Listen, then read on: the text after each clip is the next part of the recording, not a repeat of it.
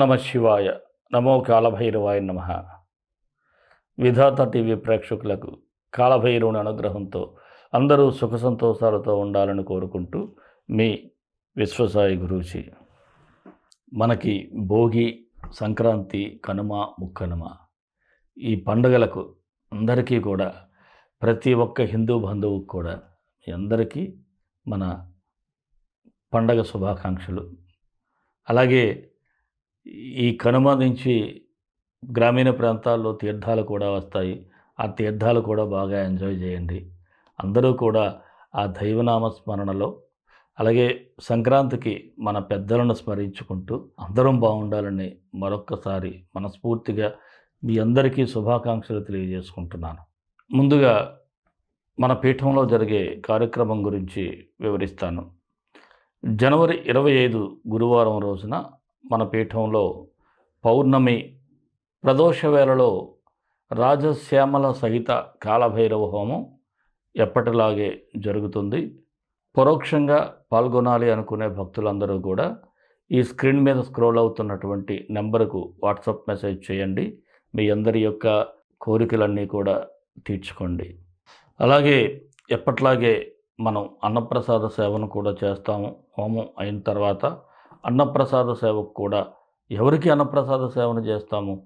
భోజనానికి కూడా అవకాశం లేని వారికి, అలాంటి వారికి సేవ చేయటం ద్వారా మనం తప్పకుండా మంచిని పొందుతాము, మంచి జరుగుతుందనే భావిస్తూ అందరూ కూడా మీరు మీ కోరికలు నెరవేర్చుకోవటానికి పరోక్షంగా మన ఈ హోమంలో పాల్గొనండి. మరి మొన్న కాలభైరవ జయంతి చాలా అద్భుతంగా జరిగింది. మీ అందరి సహకారం మరవలేనిది. ఆయన పుట్టినరోజును బాగా జరుపుకున్నాం. మనందరికీ కూడా ఆయన ఆశీస్సులు అందించాలని కోరుకుందాం.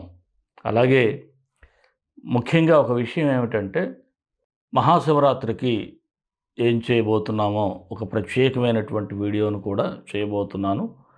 మరొక విషయాన్ని మీకు చెప్పాలి. చాలామంది పరిహారాల గురించి అడుగుతున్నారు. ఈ వీడియో చివర మనం పరిహారం ఉంటుంది. ఏ రాశి వారికైనా ఆ రాశివారు ఏ గ్రహానికి పరిహారం చేసుకుని మంత్రం చదివితే బాగుంటుందో తెలియజేశాను. మీరు చివరి వరకు చూసినట్లయితే మరలా మాకు ఫోన్ చేయాల్సినటువంటి అవసరం అయితే ఉండదు. దయచేసి ప్రతి ఒక్కరూ కూడా చివరి వరకు వీడియోను చూడండి. మరి రాశి ఫలాల్లోకి వెళ్ళిపోదాం. వెళ్ళే ముందు ఒక్క మాట, మీ అందరికీ మన వీడియోలు నచ్చుతాయనే భావిస్తాను. నచ్చిన వాళ్ళందరూ కూడా మన వీడియోలు ఒక్క లైక్ చేయండి. అలాగే మన ఛానల్ ఎవరైనా సరే సబ్స్క్రైబ్ చేయకపోతే సబ్స్క్రైబ్ చేయటం మర్చిపోవద్దు. ఈ వీడియోలను మీ బంధుమిత్రులకు షేర్ చేయండి. ప్రతి ఒక్కరూ కూడా ఆ భైరవుని అనుగ్రహం పొందాలని మనసావాచ కోరుకుంటూ మరి రాశి ఫలాల్లోకి వెళ్ళిపోదాం. వృషభ రాశి.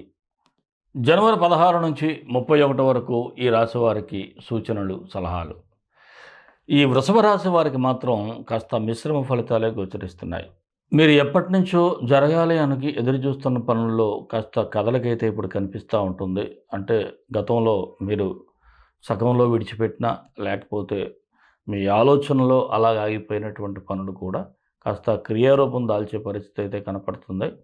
అయితే మధ్యవర్తుల ద్వారా కూడా కొన్ని ముఖ్యమైనటువంటి వ్యవహారాలు పూర్తి చేసుకునేటువంటి పరిస్థితి కూడా ఉంది. అలాగే ఇంటా బయట కూడా మీ మాటకు కాస్త విలువైతే ఉంటుంది. అయితే ఇక్కడ అసలు విషయం ఏమిటంటే, కొద్దిగా ఎమోషనల్ అవుతారండి. ఆ ఎమోషన్స్ను కంట్రోల్ చేసుకుంటే బాగుంటుంది. ఎవరో ఏదో అన్నారనుకోండి, వెంటనే ఉద్రేక పడిపోవద్దు. ఒక్కొక్కరు ఏం చేస్తారంటే మిమ్మల్ని కావాలనే ఉద్రేకపరుస్తూ ఉంటారు. మీరు ఏదో ఒక మాట అంటే ఆ మాట పట్టుకుని మరొకటి దగ్గరికి మోసేస్తారనమాట. మిమ్మల్ని రెచ్చగొట్టి ఏదో అనిపించటం, ఆ మాటను మరొక చోటకి మోసేయటం. ఇలా మీరు కాస్త బ్యాడ్ అయ్యే పరిస్థితులు అయితే కనిపిస్తూ ఉన్నాయి. ఇక్కడ అనవసరంగా ఎవరేమన్నా సరే, నీ పాపాన్ని నువ్వే పోతావని వదిలేసేయండి. అలాగే దూర ప్రయాణాల వలన కాస్త లాభాలు ఏమైనా ఉంటాయేమో అనేటువంటి ఆలోచనలు కూడా ఉండటం, అలాగే ఈ దూర ప్రయాణాలు చేసే పరిస్థితి కూడా ఉంటుంది. ఇక ఏదైనా మీరు చేస్తున్న పని మధ్యలో ఇతరులకు అప్పచెప్పారు అనుకోండి, ఇంకా ఆ పని గురించి మీరు మర్చిపోవచ్చు. ఎందుకంటే మీరు మోస్తున్న బాధ్యత పక్కవాడికి అప్పజెప్తే వాడు మాత్రం సక్రమంగా నెరవేర్చడు. అది గుర్తుపెట్టుకోండి. మీ వ్యాపారాలు కావచ్చు, వ్యవహారాలు కావచ్చు, మీకు ఏదైనా క్యాంప్ ఉందనో లేకపోతే మరొకటనో ఎవరి చేతుల్లో పెట్టొద్దు. మీరు ఎంతవరకు చేయగలరో అంతవరకు మీరు చేసుకోండి. అలాగే వాహనాలు నడిపేటప్పుడు కూడా కాస్త జాగ్రత్తగా ఉండాలి. తొందరపాటు పనికిరాదు. నడిపేటప్పుడు మాత్రం స్పీడ్ అస్సలు పనికిరాదు. ఇక బంధుమిత్రులతో అయితే ఊహించిన విధంగా వివాదాలు వచ్చే అవకాశాలు కూడా కనిపిస్తూ ఉన్నాయి. ఏమిటి? మీరేదో అంటారు. నేను ఇందాకే చెప్పాను కదా! ఎవడో ఒకడు మోస్తాడు. ఎవడో ఒకడు వచ్చి మిమ్మల్ని అడుగుతాడు. ఇక దానికి సమాధానం చెప్పుకోవాలి. అది అవసరమా? అందువలన ఇలాంటివి రాకుండా ఉండాలంటే అలాంటివి చేయకూడదు. గృహ నిర్మాణ ప్రయత్నాలు అయితే బాగానే ఉంటాయి. ముందుకైతే సాగిపోతూ ఉంటాయి. కోర్టు వ్యవహారాలు మాత్రమే కొద్దిగా సానుకూలంగా అయితే లేదు. కాస్త అస్పష్టంగా ఉంటుంది. ఏమిటి జరుగుతుంది? ఇటు పాజిటివా? నెగెటివా? ఇలాంటి కన్ఫ్యూజన్ అయితే మీకు చాలా ఎక్కువగా ఉంటుంది. రుణ ప్రయత్నాలు ఫలించే అవకాశాలు అయితే కనిపిస్తూ ఉన్నాయి. అలాగే విదేశీ ప్రయత్నాలు ఎవరైనా చేస్తే ఇంకా గట్టిగా చేయాల్సినటువంటి పరిస్థితి అయితే ఉంది. వివాహం కాని వారికి కూడా ఆలస్య సూచనలు అయితే ఉన్నాయి. నిరుద్యోగులకైతే అవకాశాలు కాస్తో కూస్తో బెటర్ అవుతాయి.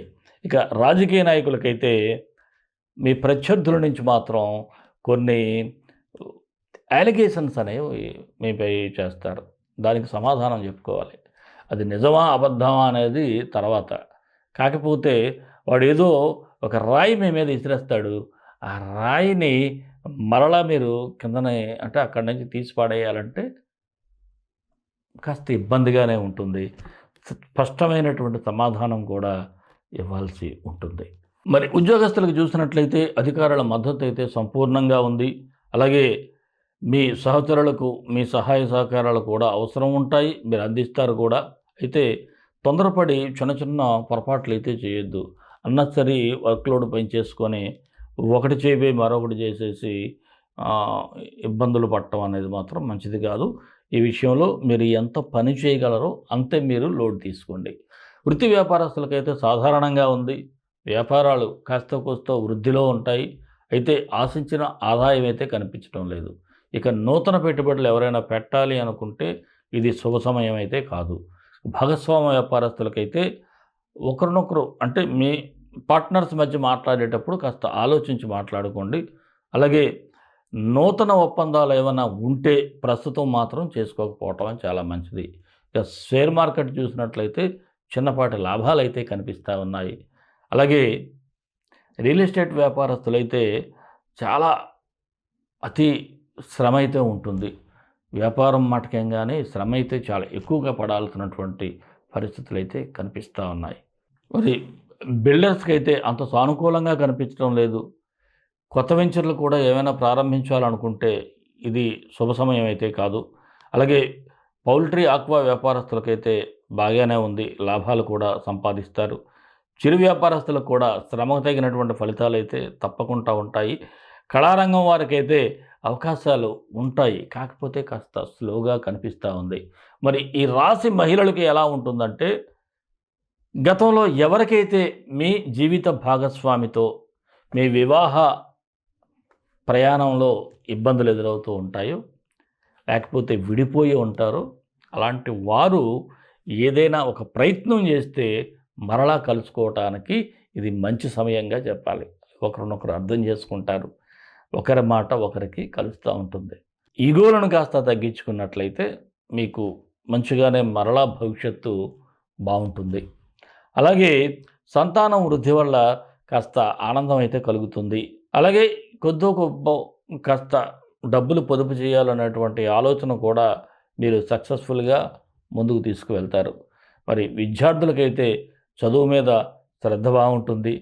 మీకున్న చికాకులు కూడా ఏదైనా డౌట్స్ అలాంటివి ఏమైనా ఉంటే అవన్నీ తొలగిపోయి కాస్త కాన్సంట్రేషన్ లెవెల్స్ అయితే బాగానే పెంచుతారు.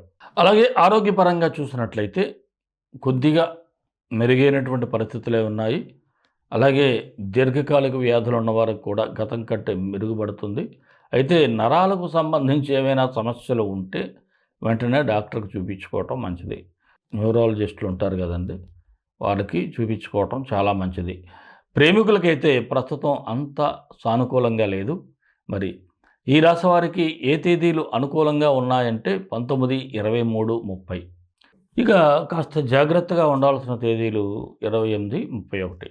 మరి వృషభ రాశి వారికి మరిన్ని మంచి ఫలితాల కోసం విశ్వగురు సక్సెస్ మంత్రాలు పఠించండి, విజయాలు సాధించండి.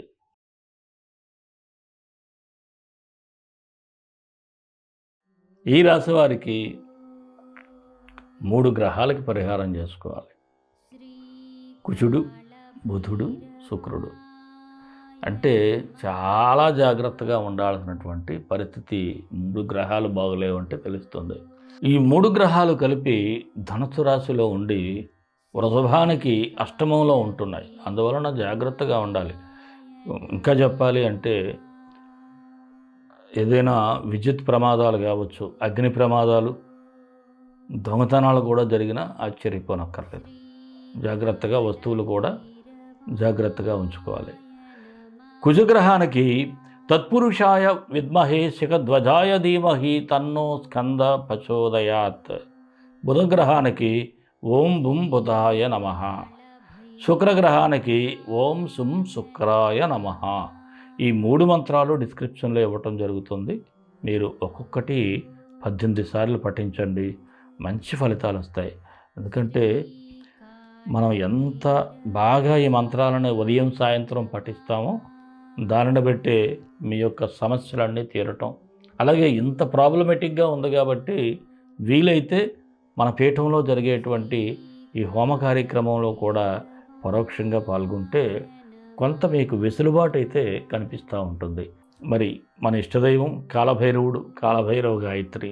కాళాయ విద్మహే కాలాతీతాయ ధీమహి తన్నో కాలభైరవ ప్రచోదయాత్. ఈ మంత్రాన్ని కూడా ప్రతినిత్యం 19 సార్లు పఠించినట్లయితే భం భైరవ అనుకుంటే మీ భయాలు, ఆందోళనలు అన్నీ తొలగిపోతాయి. సర్వే జనా సుఖినో భవంతు, లోక సమస్త సుఖినో భవంతు. దేశం కోసం, ధర్మం కోసం, భారతీయ సంస్కృతి విలువల కోసం పాటుపడదాం. స్వస్తి.